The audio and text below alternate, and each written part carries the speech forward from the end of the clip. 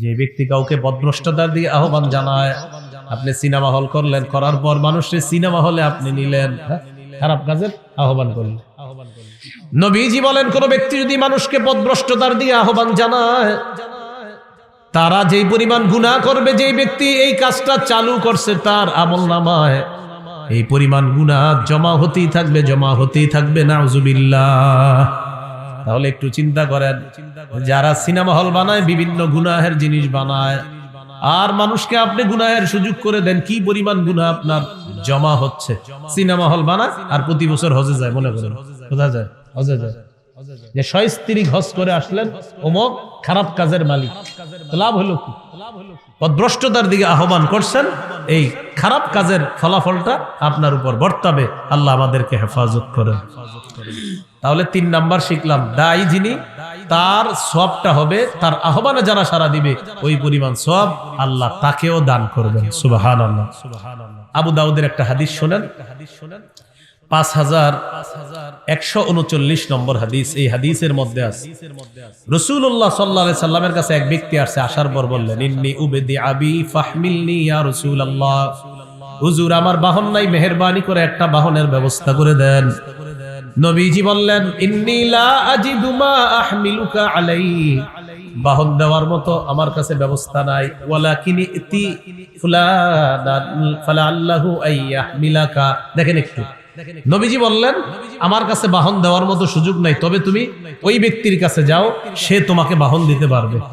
আপনি আমার কাছে এসে একটা ভালো জিনিস চাইলেন, আমি বললাম ভাই আমি পারবো না, তুমি অমুকের কাছে যাও, তিনি হয়তো দিতে পারবে।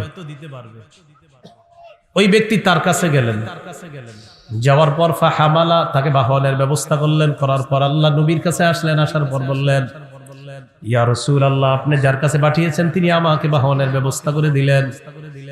নবীজি বললেন, মান দাল্লা আলা খাইরিন কানা লাহু মিনাল আজরি মিসলু আজরি ফাইলিহি। আরেক বর্ণনায় ফালাহু মিসলু আজরি ফাইলিহি।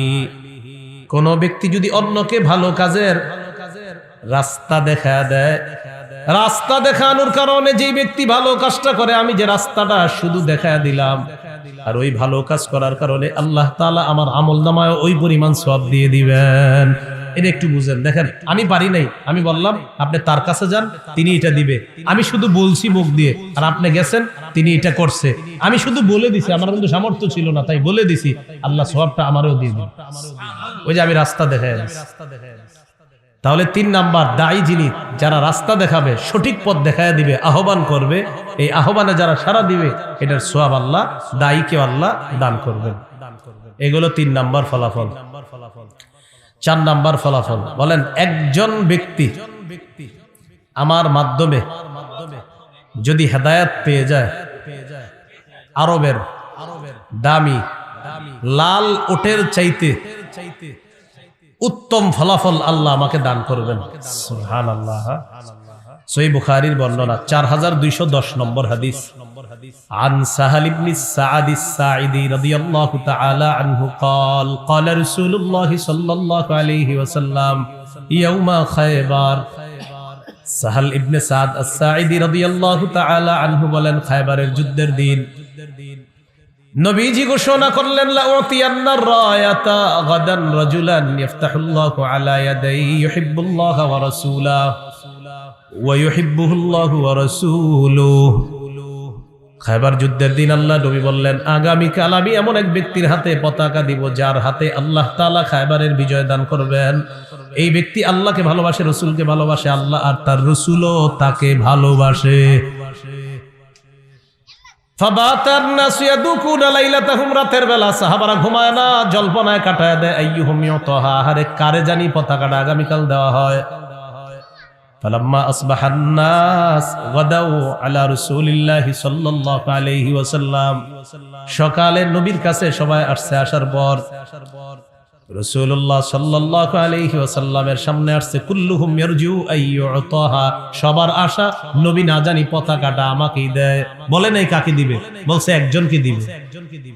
সবাই আসছে, আসার মধ্যে এমন এক ব্যক্তি আসে নাই যারে পতাকাটা নবী দিবে। সুবহানাল্লাহ। সবাই আসছে, কিন্তু এমন একজন আসে নাই যারে নবীজি পতাকাটা দিবে। নবীজি বললেন আইনা আলী ইবনু আবি তালেব, আলী কোথায়? সাহাবীরা জবাব দিলেন ইয়া রাসূলুল্লাহ হুয়া ইশতাকি আইনাই, আলীর চোখে সমস্যা। নবীজি বললেন আরসিলু ইলাইহি, আলীর কাছে লোক পাঠাও, নিয়ে আসতে বলো আমার কাছে। আসছে, আসার পর ফাবাসাকা রাসূলুল্লাহ সাল্লাল্লাহু আলাইহি ওয়াসাল্লাম ফি আইনাই, আলী রাদিয়াল্লাহু তাআলা আনহুর দুই চোখের মধ্যে আল্লাহ নবী থুতু লাগায়া দিস। ওয়া দাআ লাহু, আর দোয়া করছে। সাথে সাথে আলী রাদিয়াল্লাহু তাআলা আনহুর দুই চোখ সুস্থ হয়ে যায়। কাআন লাম ইয়াকুন বিহি ওয়াজাউন, সাহাবীরা বলেন আলীর চোখের দিকে তাকায় মনে হলো জিন্দেগিতে এই চোখে কোনো সমস্যাই হয়নি। ফাআতাহুর রায়া, পতাকাটা দিয়ে দিস। হযরত আলী রাদিয়াল্লাহু তাআলা আনহু বললেন উকাতিলুহুম হাত্তা ইয়াকুনু মিসলানা ইয়া রাসূলুল্লাহ, হুজুর লড়াই করব কতক্ষণ? যতক্ষণ তারা মুসলমান না হয় ততক্ষণ লড়াই করব। বললেন, নবীজি বললেন উনফুদ আলা রিসলিকা হাত্তা তানজিলা বিসাহাতিহিম আলী, তুমি আপন অবস্থায় তাদের দ্বার প্রান্তে উপস্থিত হইবা, সেখানে যাওয়ার পর উদউহুম ইলাল ইসলাম, তাদেরকে ইসলামের প্রতি আহ্বান করবা, দাওয়াত দিবা, তাদেরকে ইসলামের প্রতি দাওয়াত দিবা। শোনো আলী, তাদেরকে বলে দিবা ফাখবিরহুম বিমা ইয়াজিবু আলাইহিম মিন হাক্কিল্লাহি ফীহি, আল্লাহর যে হকগুলো আছে, এই কর্তব্যগুলো তাদেরকে জানায়া দিবা। আলী মনে রাখবা ফাল্লাহি লা আইয়াহদিয়াল্লাহু বিকা রাজুলান ওয়াহিদান, লা আইয়াহদিয়াল্লাহু বিকা রাজুলান ওয়াহিদান খায়রুল লাকা মিন আইয়াকুনা লাকা হুমুরুন নাআম, আলী মনে রাখবা তোমার মাধ্যমে একজন ব্যক্তিকে আল্লাহ তাআলা যদি হেদায়েত দিয়ে দেন, আরবের লাল ওট পাওয়ার চাইতে এটা আরো বেশি কল্যাণকর। কি শিখলাম? 4 নাম্বার, যিনি দাওয়াত দিবেন একজন যদি হেদায়েত পেয়ে যায়, আল্লাহ তাকে আরবের মূল্যবান লাল উটের চাইতেও আরো বেশি নিয়ামত দান। 5 নাম্বার ফলাফল, যারা দাওয়াত দিবে, দায়ী যারা, আহ্বান করবেন যারা, এটার 5 নাম্বার ফলাফল হলো আল্লাহ মাফ করে। রাসূলুল্লাহ সাল্লাল্লাহু আলাইহি সাল্লাম তার জন্য দোয়া করছেন। বলেন সবাই, কি করছেন? দোয়া করছেন। 5 নাম্বার, মানে যিনি দাওয়াত দিবেন, যিনি পৌঁছাইবেন, একটা ভালো কথা পৌঁছায় দিলেন, তার জন্য নবীজি দোয়া করছেন। এই যে বয়ান করে যারা মাইকের সামনে, মাশাআল্লাহ, তারা যদি খালি এই নিয়ত করে আমি নবীর এক একটা বাক্য পৌঁছাইতেছি, আল্লাহ নবী কোরআন দিয়ে গেছেন আমাদের কাছে, হাদিস, এই দুইটা জিনিস আমাদের কাছে রেখে গেছেন, আর এই কথাগুলো আমি পৌঁছাইতেছি, আল্লাহ রসুলের এই নিয়ত যদি সব আলোচকের থাকে, ক্ষণে ক্ষণে সে রসুলের দোয়া পাইতেন। তিরমিজির 2657 নম্বর হাদিস, 2657। قال رسول الله صلى الله عليه وسلم, রাসূলুল্লাহ সাল্লাল্লাহু আলাইহি সাল্লাম বলেন নাদ্দারাল্লাহু ইমরাআন সামিআ মিন্না, ওই ব্যক্তিকে আল্লাহ উজ্জ্বল করে দেখ যেই ব্যক্তি আমার কাছ থেকে কিছু শুনছে, শোনার পর ফাবাল্লাগাহু কামা সামিআ, যেভাবে শুনেছে সেভাবে আরেকজনের কাছে পৌঁছায়া দিছে। আমি নবী দোয়া করে গেলাম তাকে যেন আল্লাহ উজ্জ্বল বানায়া দেয়, তাকে যেন আল্লাহ আলোকময় বানায়া দেয়। এগুলো 5 নাম্বার ফজিলত। কয় নাম্বার ফজিলত? 5 নাম্বার। সর্বশেষ কথা, দাওয়াত না দেওয়ার ক্ষতি। বলেন, দাওয়াত না দেওয়ার ক্ষতি। আপনি আপনার পাশে দেখেন একজনে অপরাধ করতেছে, আপনি কিছু বলেন না, থাক করুক। তো কেউ বললো ভাই আপনি কিছু বলেন না কেন? আরে হের মন চাই করুক, আমার কি? সুদ খাইতেছে আপনার প্রতিবেশী, একদিনও বলেন না সুদ না খাইতে। আপনি জিজ্ঞাসা করলেন আসসালামু আলাইকুম কাকা ভালো আছেন? জি। আপনার প্রতিবেশী যে সুদ খায় নিষেধ করছেন কখনো? আরে বাবা বাদ দাও তো, হ্যাঁ খাইলে আমার কি? এরকম বলছেন আপনি। এরকম যারা বলেন, একটা হাদিস শুনেন, আবু দাউদের হাদিস 4339 নম্বর হাদিস, 4339 4339। এই হাদিসের মধ্যে আছে আন জাবির ইবনে আব্দুল্লাহ রাদিয়াল্লাহু তাআলা আনহু قال سمعت رسول الله صلى الله عليه وسلم يقول, জাবির রাদিয়াল্লাহু তাআলা আনহুর বর্ণনা, হযরত জাবির বলেন আমি আল্লাহর নবীকে বলতে শুনলাম, মা মিন রাজুলিন ইয়াকুনু ফি কওমিন ফায়ুমালু ফীহিম বিল মাআসি। কি বলে দেখেন, কোন ব্যক্তি কোন এলাকায় আছে, শুনেন অনুবাদটা, কোন ব্যক্তি কোন এলাকায় আছে, এলাকার নাম কি? রশিদাবাদ। কোন ব্যক্তি রশিদাবাদে আছে, কোন ব্যক্তি রশিদাবাদে আছে, আর ওই এলাকায় খারাপ কাজ হইতেছে। ইয়াকদিরুনা আলা আইয়ুগাইয়িরু, আমরা যারা বেঁচে আছি আমরা সক্ষম রাখি এটা বাধা দিতে। আবার বলছে রশিদাবাদ আমরা বেঁচে আছি, রশিদাবাদে এমন একটা খারাপ কাজ হইতেছে যেটা বাধা দিতে আমরা সক্ষম, মানে এটা বাধা দিতে আমরা সক্ষম। নবীজি বলেন ফালা ইউগাইয়িরু, যদি তারা বাধা না দেয়। আবার বলি, কোন ব্যক্তি কোন এলাকার মধ্যে আছে, ওই এলাকার মধ্যে যদি খারাপ কাজ হয়, ওই খারাপ কাজটা বাধা দিতে যদি মানুষ সমর্থ রাখে, আর যদি এই খারাপ কাজটা বাধা না দেয়, ইল্লা আসাবাহুমুল্লাহু বিআযাবিন ক্বাবলা আইয়ামুতু, মনে রাখবা তোমরা যারা বাধা দাও নাই, মরণের আগে আল্লাহ তোমাদের উপর আযাব দিবে। ইল্লা আসাবাহুমুল্লাহু বিআযাবিন ক্বাবলা আইয়ামুতু, মরার আগে তাদের উপর আল্লাহ আযাব নিয়ে আসবে। আসাবাহুমুল্লাহু বিইকাব, আল্লাহ তাদেরকে ধরবে, বিইকাবিন আযাব দ্বারা, ক্বাবলা আইয়ামুতু, তারা মরার আগে আল্লাহ তাদেরকে আযাব দ্বারা পাকড়াও করবেন। খারাপ কাজ দেখার পরেও যারা দাওয়াত না দিবে, সত্যের প্রতি আহ্বান না করবে, বরং এরকম বলে হ্যাঁ করলে আমার কি, এরকম বলা যাবে না। হঠাৎ একটা মাজার হওয়ার সম্ভাবনা, কেমন মাজার, জেনে শিরিক হবে, এরকম কোন মাজার।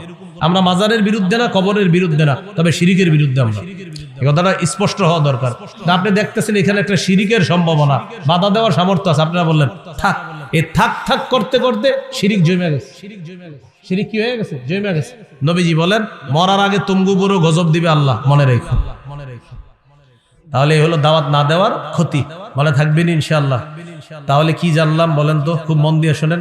দাওয়াতের আবিধানিক পারিভাষিক অর্থ, 2 নম্বর দাওয়াতের ধারাক্রম আমাদের নবী পর্যন্ত, 3 নম্বর নবীজি পরে আর নবী হবে না, হয় নাই।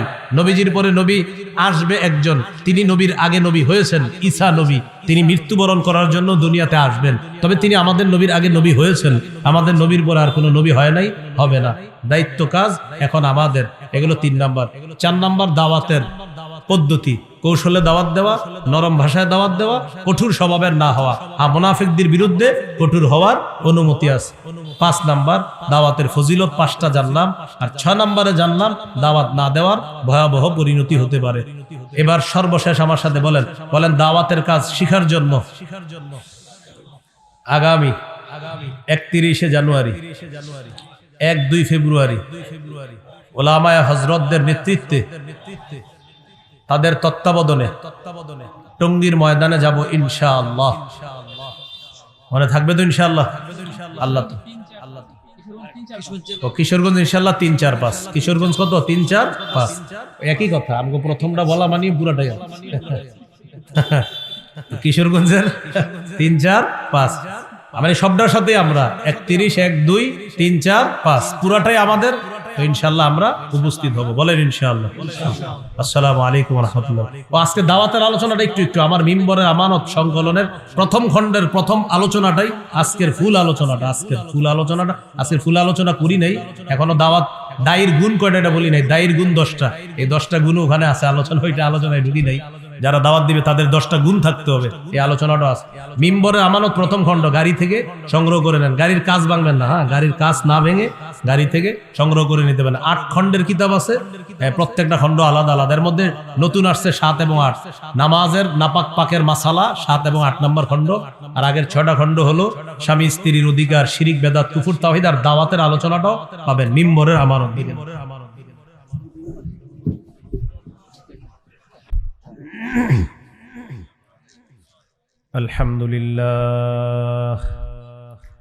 আলহামদুলিল্লাহ কাফা ওয়া সালামুন আলা ইবাদিহিল্লাযীনা ইসতাফা। আম্মা বা'দু ফাআউযু বিল্লাহি মিনাশ শাইতানির রাজীম। বিসমিল্লাহির রহমানির রহিম। হতে পারে নাই, আবার বাধা দিস। তেমন হতে পারে অনেক সময় আপনাদের সামনে হক কথা বলা হবে, তো বললে হতে পারে এটা আপনি নিতে পারবেন না, কিন্তু বাধা দিয়েন না। এরকম হইতে পারে যে না আপনি এটা কইলে হবে নাকি, না এটা কইলে উনি না কইলেও এটাই সত্য। মনে করেন এটা কথার কথা। আলহামদুলিল্লাহ সূরা যদি এই পৃথিবীর কেউ না পড়ে, তাও এটা আল্লাহর কোরআনের কথা। মনে করেন আলহামদুলিল্লাহ সূরা আপনারা রাগ করলেন যে আমরা কেউ পড়বো না, এটা তো কি সমস্যাটা হবে বলেন আপনারা না পড়লে? যদি বলেন আমরা না পড়লে এটা আর কোরআনের সূরা হবে না, নাউজুবিল্লাহ, না এটা তো হতে পারে না। আপনারা না পড়লেও এটা কোরআনের সূরা। তো দাওয়াতের কাজ আমরা না করলেও এটা সঠিক। আমরা করলেও এটা সঠিক, যারা করবে তারা সৌভাগ্যবান, যারা না করবে তারা হতভাগা। কোরআন পড়লে যারা পড়বে তারা সৌভাগ্যবান, না পড়বে হতভাগা। কিন্তু কোরআন যে সত্য এটা আমি আপনি না পড়লেও সত্য, পড়লেও সত্য। বাকি যারা পড়লো সৌভাগ্যবান, যারা পড়লো না হতভাগা। হকের কাজে বাধা দিছে আবুল আহাব, এটা সঠিক হয়নি। তো প্রকাশ্যে দাওয়াতের কাজ শুরু করলেন রাসূল সাল্লাল্লাহু আলাইহি সাল্লাম, আত্মীয়দেরকে দিয়ে শুরু করলেন। আগে সহিহ বুখারীর বর্ণনা 2753 নম্বর হাদিস, 2753। قال رسول الله صلى الله عليه وسلم اشتروا أنفسكم فإني لا أغني عنكم من الله شيئا। নবীজি বললেন, ইয়া মাশারা কুরাইশ, ও কুরাইশ সম্প্রদায়, নিজেদেরকে আগুন থেকে বাঁচাও, আল্লাহর আযাব থেকে বাঁচাও। আত্মীয়তার খাতিরে কিয়ামতের ময়দানে আমি নবী মুহাম্মদ তোমাদের কোনো উপকারে আসবো না, তোমাদের কোনো কাজে আসবো না। ইয়া বনি আব্দি মানাফ ফাইন্নী লা উগনি আনকুম মিনাল্লাহি শাইআ। ও বনু আব্দি মানাফ, নিজেদেরকে আগুন থেকে বাঁচাও, আমি কিন্তু আল্লাহর আযাবের মোকাবেলায় তোমাদের কোনো কাজে আসবো না। ইয়া আব্বাস ইবনে আব্দুল মুত্তালিব, নবীর চাচা আব্বাস, নিজেকে আগুন থেকে বাঁচান। ফাইন্নী লা উগনি আনকা মিনাল্লাহি শাইআ। চাচা, আমি আপনার ভাতিজা, আল্লাহর আযাবের মোকাবেলায় আমি আপনার কোনো উপকার করতে পারবো না। ইয়া সফিয়া আম্মাতা রাসূলিল্লাহি সাল্লাল্লাহু আলাইহি ওয়াসাল্লাম, ও নবীর ফুফু সফিয়া, নিজেকে আগুন থেকে বাঁচান, আমি ভাতিজা হিসাবে যদি ঈমান ছাড়া দুনিয়া থেকে যান, আমি কিন্তু আপনার আল্লাহর আযাবের মোকাবেলায় আপনার কোনো উপকার করতে পারবো না। ইয়া ফাতিমাতা বিনতা মুহাম্মাদিন সাল্লাল্লাহু আলাইহি ওয়াসাল্লাম, নবীজি বলেন, ও নবীর মেয়ে ফাতেমা, মুহাম্মদের মেয়ে ফাতেমা সাল্লাল্লাহু আলাইহি ওয়াসাল্লাম, আনকিজি নাফসাকি, নিজেকে আগুন থেকে বাঁচাও। ফাইন্নী লা উগনি আনকি মিনাল্লাহি শাইআ। আল্লাহর আযাবের মোকাবেলায় আমি তোমার কোনো উপকার করতে পারবো না। নিজে আমলের মাধ্যমে, ঈমান পাকাপোক্তের মাধ্যমে নিজেকে আগুন থেকে বাঁচাও। নিকটদের দিকে আল্লাহ রাসূল আগে দাওয়াত দিলেন, আযাবের ভয় দেখাইলেন, সতর্ক করলেন নিকটজনদেরকে। এখান থেকে শিক্ষা, দাওয়াতের কাজ যারা আমরা করব, প্রতিবেশীকে দাওয়াত তো দিবই দিব, নিজের ঘরে যারা আছে আশেপাশে তাদেরকে প্রথমে বেশি বেশি দাওয়াত দিতে হবে। তো রাসূল সাল্লাল্লাহু আলাইহি সাল্লাম দাওয়াতের কাজ প্রকাশ্যে করতে করতে আল্লাহ রাসূল সাল্লাল্লাহু আলাইহি ওয়াসাল্লাম, ওনার পরে আর কোন নবী হবে না। নবীজি সাল্লাল্লাহু আলাইহি সাল্লামের দায়িত্বটা অন্যরা পালন করতে হবে, যেহেতু নবীজির পরে আর নবী হবে না। সহিহ বুখারীর বর্ণনা 3535 নম্বর হাদিস। قال رسول الله صلى الله عليه وسلم إن مثلي ومثل الأنبياء من قبلي كمثل رجل بنى بيتا فأحسنه وأجمله। নবীজি বলেন, আমার আর আমার পূর্ববর্তী নবীদের দৃষ্টান্ত হলো এমন এক ব্যক্তির মতো, যে ব্যক্তি একটি ঘর বানিয়েছে, সুন্দরভাবে ঘরটা সাজিয়েছে। ইল্লা মাউদিআ লাবিনাতিন ফি জাবিয়া, ঘরের কোনায় একটা ইটের জায়গা ফাঁকা। একটা ঘর বানিয়েছে, ঘরটা সুন্দরভাবে সাজিয়েছে, ঘরের কোনায় একটা ইটের জায়গা ফাঁকা। বলেন আপনারা, ঘর সমাপ্ত নাকি অসমাপ্ত? ফাজআলান নাসু ইয়াতুফুনা বিহি ওয়া ইয়াজাবুনা লা, মানুষ ঘরটার চারপাশে যায় ঘরটা দেখতে দেখতে।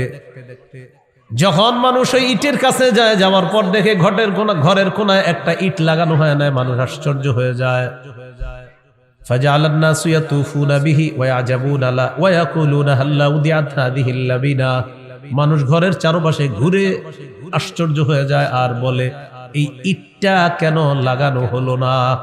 এত সুন্দর একটা ঘর, একটা ইটের জায়গা কেন ফাঁকা? নবীজি বলেন, আনাল্লাবিনা আনা খাতামুন নবিয়িন লা নাবিয়্যা বাদি, শোনো তোমরা, যে ইটটা লাগানো হয় নাই, আমি হলাম সেই ইট। সুবহানাল্লাহ। আদম নবী থেকে ঈসা নবী পর্যন্ত আল্লাহ তাআলা ঘর সাজিয়েছেন। ঘরের কোন একটা ইটের জায়গা ফাঁকা, মানে আমি নবী মুহাম্মদ সাল্লাল্লাহু আলাইহি ওয়াসাল্লাম তখনও আসি নাই। আমাকে আল্লাহ তাআলা দুনিয়াতে পাঠানোর মাধ্যমে ওই ঘরের কোনায় যে ইটের জায়গাটা ফাঁকা, ওই জায়গা আল্লাহ সমাপ্ত করে দিয়ে নবুয়তের ঘরের সৌন্দর্যের সমাপ্ত আমি নবীর মাধ্যমে আল্লাহ করে দিয়েছেন। আনা খাতামুন নবিয়িনা, আমি শেষ নবী। লা নবিয়্যা বাদি, আমার পরে আর নবী, হ্যাঁ আমার পরে আর নবী আসবে না। কারা কারা বলছেন? বলেন হবে না। বলেন আমার পরে আর নবী হবে না। বলেন বলেন আমাদের নবীর পরে আর নবী হবে না। ঈসা নবী আমাদের নবীর আগে নবী হয়েছেন। বলেন তিনি এখনো মৃত্যুবরণ করেননি। মৃত্যুর বিধান বাস্তবায়িত হওয়ার জন্য তিনি আবার দুনিয়াতে আসবেন। তবে তিনি নবী আগে হয়েছেন। আমাদের নবীর পরে আর নবী হয় নাই, হবে না। এখন আপনারে একদল প্রশ্ন করবে ঈসা নবী আসবে, তা আপনি বলবেন আসলে আপনার সমস্যা কি? ঈসা নবী আসলে আপনার সমস্যা কি? এটা হলো একটা সম্প্রদায় আছে যারা ধোঁকাবাজি করে, যাদের মসজিদের সামনে অফিসের সামনে লেখা আছে লা ইলাহা ইল্লাল্লাহু মুহাম্মাদুর রাসূলুল্লাহ। কালিমা দেখে বোঝার উপায় নাই তারা যে মুসলমান না। কালিমা তো ঠিক আছে, এদের কালিমা যখন আপনি দেখবেন, দেখার পর আপনি টেনশনে পড়ে যাবেন আমরাও তো এই কালিমা পড়ি, তারাও এই কালিমা পড়ে, তাহলে হুজুররা তাদেরকে এত মিছিল দিয়ে কেন বলে তারা কাফের? তখন তাদের কাছে আপনি যাবেন, যাওয়ার পর বলবেন ভাই লা ইলাহা ইল্লাল্লাহ মুহাম্মাদুর রাসূলুল্লাহ, এটার অনুবাদ করেন। তখন তারা অনুবাদ করবে লা ইলাহা ইল্লাল্লাহ, আল্লাহ ছাড়া কোনো ইলাহ নাই। অনুবাদও ঠিক আছে, মুহাম্মাদুর রাসূলুল্লাহ, মুহাম্মদ সাল্লাল্লাহু আলাইহি ওয়াসাল্লাম আল্লাহর রাসূল, অনুবাদ তো ঠিকই আছে। আল্লাহ ছাড়া কোনো ইলাহ নাই, মুহাম্মদ সাল্লাল্লাহু আলাইহি ওয়াসাল্লাম আল্লাহর রাসূল, অনুবাদ কি আছে? ঠিক আছে। তাহলে অনুবাদও ঠিক আছে, কালিমাও ঠিক আছে, হুজুররা এদেরকে কেন কাফের বলে? এবার তাকে আপনি বলবেন সূরা আহজাবের 40 নম্বর আয়াতের অনুবাদটা একটু শোনান তো আমাকে। তো পকেটে তো কোরআন আছে বাংলা, ওইটা আপনারে শোনায় দিবে। মা কানা মুহাম্মাদুন আবা আহাদিম মির রিজালিকুম, মুহাম্মদ সাল্লাল্লাহু আলাইহি সাল্লাম তোমাদের কোন সাবালক পুরুষের পিতা নন। অনুবাদও ঠিক আছে। ওয়ালাকির রাসূলুল্লাহ, তবে তিনি আল্লাহর রাসূল, এতটুকুর অনুবাদও ঠিক আছে। এরপরে ওয়া খাতামান নবিয়্যিন, এটার অনুবাদ হলো তিনি শেষ নবী। বলেন কি নবী? তখনই থাইমা যাবে, আপনারা বলবে ভাই একটু চা খাইতে আসেন, হাত ধরে বলবে কি একটু চা খাবেন, চলেন। কেন চা কেন খাবো? খাতামান নবিয়্যিন অর্থ কি সেটা বলেন। বলে একটু চা পান খাইতে খাইতে বলি আমরা। আপনি বলবেন খাতামান নবিয়্যিন অর্থ মুহাম্মদ সাল্লাল্লাহু আলাইহি সাল্লাম শেষ নবী, বাস এটাই অনুবাদ। আপনি আবার কি শিখাবেন? বলবে এটা একটা ব্যাখ্যা সাপেক্ষে। সাথে সাথে বলবেন ইমাম গাজালি রাহমাতুল্লাহ আলাইহি বলে দিয়েছেন খাতামান নবিয়্যিন অর্থ মুহাম্মদ সাল্লাল্লাহু আলাইহি সাল্লাম শেষ নবী।